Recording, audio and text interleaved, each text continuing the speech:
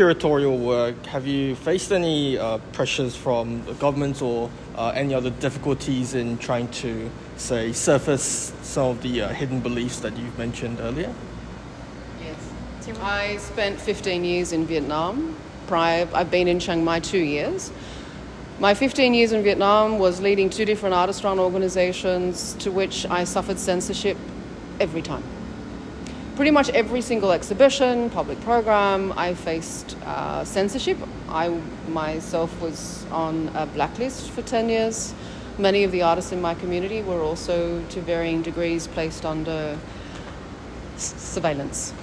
Much of my curatorial work has focused on artists who come from zones of political poverty, and a lot of the international work I've done has tried to support artistic narratives gain exposure so that their local contexts can be better known from different perspectives. And much of that work has never been seen where the artist lives and works.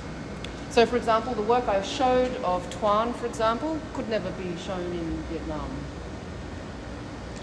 So can you please give the examples of the censorships you faced?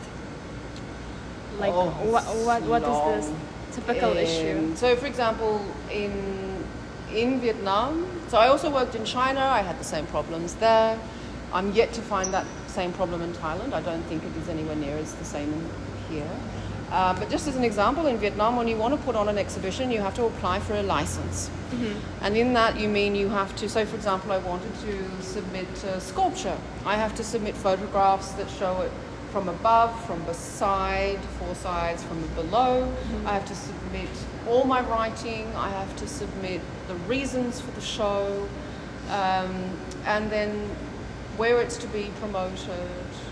And that license, you cannot go public with what you want your work to be unless you have approval. So most of the shows that I did in Vietnam, they will come back and they'll say XYZ cannot show. Mm-hmm. Or I've had exhibitions where they'll say this artist can choose this colour red but not that colour green, and you can't have this TV upside down.